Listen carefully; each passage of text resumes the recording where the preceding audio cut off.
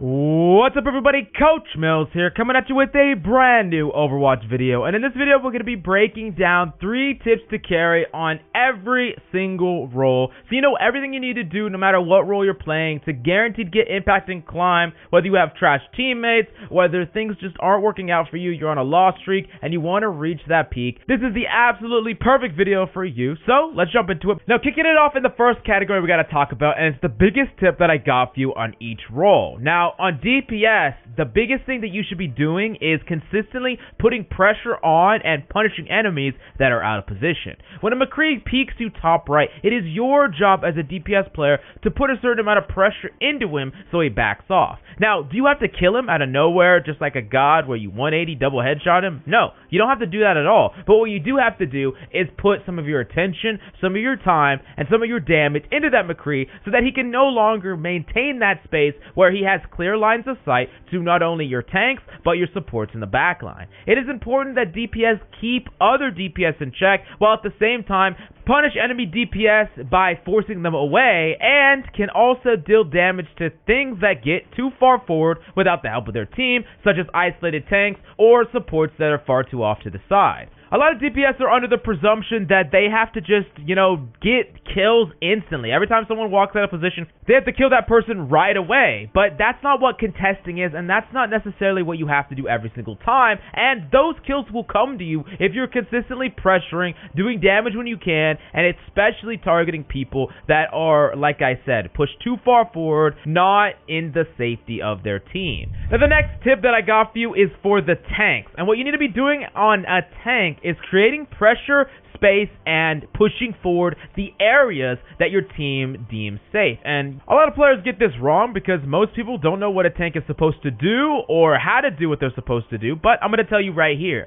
Well, the big thing that you need to understand is once an area becomes safe, safe territory that you claim that is not quote-unquote out of position like we talked about, once a tank claims that space, like a Reinhardt pushes up, anything that's behind the Reinhardt or in his vicinity behind, that is what we call safe territory, where the average amount of spam and ability fire and things like that, they might, sneak through the cracks here or there, but it's not an overwhelming amount of abilities that are just being pumped at you, and you're not that isolated target that is going to take the focus fire of enemy DPS or whoever could possibly damage you. If it helps you understand it a little better, imagine DPS are fighting for obscure positioning here or there, and tanks are the ones that go in after the fact or while the fighting is happening, and they take that space to basically make it so that the DPS could not move at all, but all of a sudden he's in a safe position because his Reinhardt has stepped 5 steps forward, and now the enemy would have to be right up on the Reinhardt to be able to fight the McCree. You kind of get the picture where it's a symbiotic relationship between DPS and tanks, and this is all strung together by, of course, the supports, which I got to talk about my tip for them, and that is to only keep your team healed as much as they need to be. Now, that being said, it is your job to make sure that you're healing up your DPS, healing up your tanks, and helping them push forward, just like we talked about. And if your tanks are under immediate threat and they're critical, you need to just be pumping them with heals. Same thing with DPS. They need to be looked at, especially when they're weak coming back to the team. However, there's a lot of time in between there. There's a lot of time when the enemy is kiting back, or there's a lot of time when your team are healed up, and you could be doing something else, and that's when you're going to be looking for more aggressive opportunities, which I'm going to talk about later in this video, but it's the number one thing you need to master if you want to climb on support. Now, the next thing that we got to talk about is how to adapt your gameplay to carry on each role. First off, we're going to start with the DPS, and how you play your DPS and what DPS you even play really depends on tanks and supports. You see, some tanks are going to enable certain types of DPS. For instance, a character like Reinhardt can walk forward with the shield and protect certain characters that don't have any form of mobility or low forms of mobility, but can do a lot of damage on the front line. Think of someone like Hanzo or someone like McCree. They get to consistently be doing damage through the shield to the enemies while still being relatively safe behind the Reinhardt space he's creating. Now, if you change that tank up and switched it with something like a Wrecking Ball, now if the McCree wants to do an any damage, he has to walk into the open, where the only cover he's ever going to have is actual natural cover, like obstructions and surfaces on the map, and that just prevents the areas he can take and how effective he can be, how much he can push up. I think you get the picture. Now, that being said, however, what a Wrecking Ball does do is he puts pressure on the enemy front line, he pushes them back, and he does damage in the process while the enemy wastes cooldowns on him. Now, there are characters in DPS that can really benefit from that. If the enemy have used their sleep dart, their nade, their stun, all these abilities, and they're all focusing, then someone who does burst damage or could get in with them is going to be very effective. Someone like Genji, someone like Reaper. These characters heavily benefit from the type of space that tank is creating. So you need to understand not only what is the characters that you can play that will go with the tanks, but also what the play styles of the characters are going to change, because you could still play Reaper with a Reinhardt. You just play behind your Reinhardt and poke at the shield, push up with your Reinhardt and brawl with the tanks. You could still play Hanzo with the Wrecking Ball, play from far away on off angles, play the high ground and try to rain down from above, maybe get a few cheeky shots in when he slams down. There are ways to adapt characters that don't inherently go with certain tanks and still get value out of them, but you have to think about this ahead of time, or else you're going to be completely lost trying to play on the front line as McCree when you have no shield, die, and then complain to your team when really it's your fault. Now, the next thing I gotta teach you about adapting is for tank, and a tank player needs to be thinking about several things, but the two most important things are the map and the tank partner. Now, first off, the map, and you just gotta understand that certain maps favor certain types of tanks and certain team compositions. For example, if you're thinking about something like Ilios Well, characters that can get a lot of value on that map would be something like a Roadhog, who can cook people in the well. I mean, that's a natural surface, and that's just a plus in Roadhog's favor. Characters that are a little bit weaker are traditionally really powerful characters. Something like a Reinhardt might not get as much value, because if you're pushing forward and the enemy have, an Orisa, a Roadhog, or a dive, it's going to be hard for you to transverse through the spaces and the choke points to get to the enemy. So you got to think about, hey, maybe normally I'd be playing Rein, but on this map, maybe I shouldn't play Rein, because he's not going to be able to get his guaranteed value as some other picks. And then you could also think, hey, my duo tank, and this is something that's really important, knowing what your duo tank is and how they are going to enable you, or how you're going to enable each other. For example, let's say you're playing something like Zarya, you have to ask yourself, okay, how am I going to build my energy? Because that's one of the most important things you need to be doing on Zarya. Depending on who your duo is, it might be incredibly difficult. For instance, if your duo is an Orisa, it's going to be really hard, unless that Orisa feeds and probably dies, for you to get any energy at all. And if that person's just feeding and dying, and you're just getting like 40 energy out of the deal, that's not really worth it. Now, of course, there's always ways to adapt. Just like with the DPS, you could adapt with the tanks and still make characters, especially the ones that have high individual skill ceilings,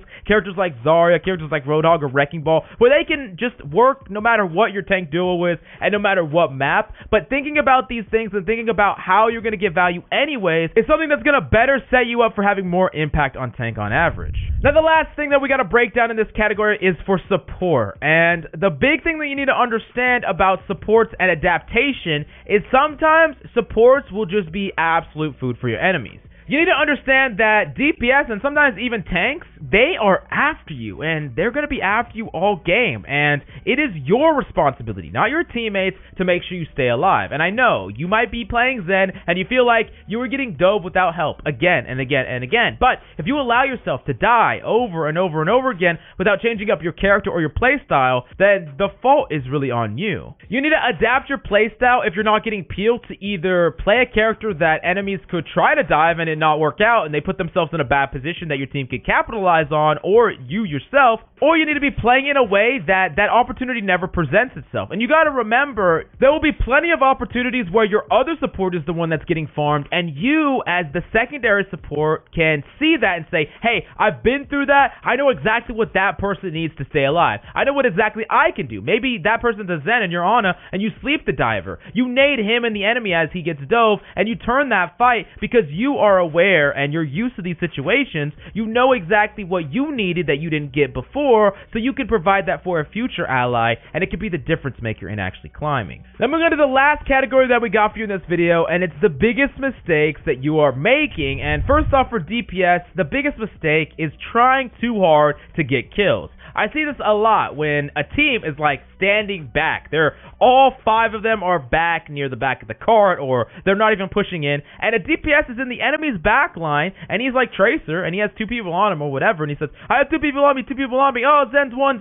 And he's calling out random stuff, and he's just flying around, and he's trying so hard to get this one kill. And you know what happens? Before his team even gets there, he dies. Before his team even gets there, he pushes too far forward, puts himself too close to the enemy, too out of position, and just gets picked off as a result. You need to understand the fundamentals of a DPS. Remember, punishing enemies, dealing damage to them, and occasionally you will be getting these kills and a lot of these cleanups, especially when enemies are forced into terrible positions where they want to leave, they want to regroup, but they can't because they want to contest X. Or, even more likely, the enemy is going to make a mistake if you're disciplined. This happens so much, just being disciplined, and enemies will just, mess up. They'll peek you when they're low. They won't be able to kite soon enough. They won't know what's going on as you're doing damage to them, and you will get a kill. You don't have to fish so hard for these kills that it actually costs you your life, because I see far too many people that are trying to carry so hard on DPS, but at the end of the day, they're the ones that are actually throwing. Now, moving on to the biggest mistake that I got for you on tank, and this is not pushing in and taking free space. And this is the number one mistake I see on tanks, where your DPS have got picks, your team has got picks, and you're still standing back, not pushing in.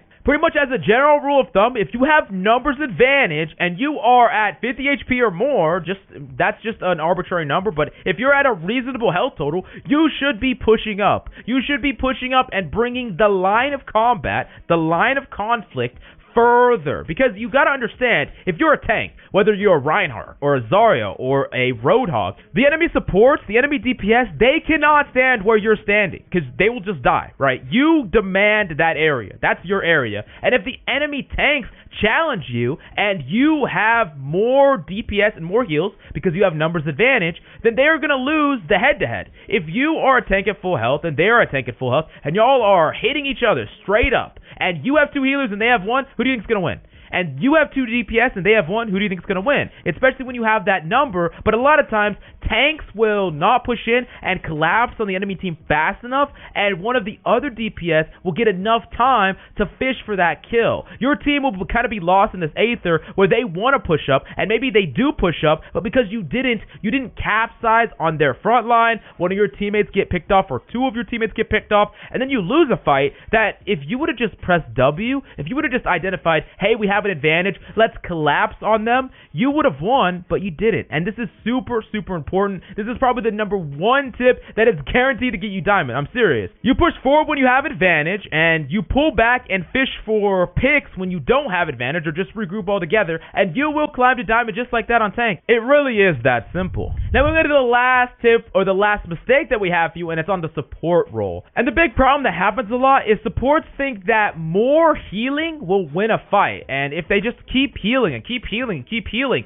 that is the way that they win a fight. But really, that is not. You're being far too reactive. Support should really be looking to heal when they need to, like I talked about before. You heal when you need to, but you're looking for these proactive plays. And what do I mean by that? And the thing is, remember we're talking about pressure. We talk about pressure and space a lot in the DPS and tank categories, but it's the same way with supports. You need to understand that if you're Ana and you get a fat 3-man nade on the enemy, what are they going to do? Are they going to push into your team when they're 3-man naded? No, they're backing the heck up. You created that space because when they back up, your team pushes forward. It's like a wave, push and pull, and that nade backs them up far more than you just healing your front line. Now, yes, if you stop healing your front line, what's going to happen? Your front line's going to collapse, and they're going to be able to push forward. But if you keep your front line healed enough, that nade is going to have more impact on the enemy than it would have on your team. And it's the same way with many, many support abilities. A lot of them are very, very high impact. Things like Discord can be the difference between a Rein getting low and getting healed up, or a Rein just dying altogether.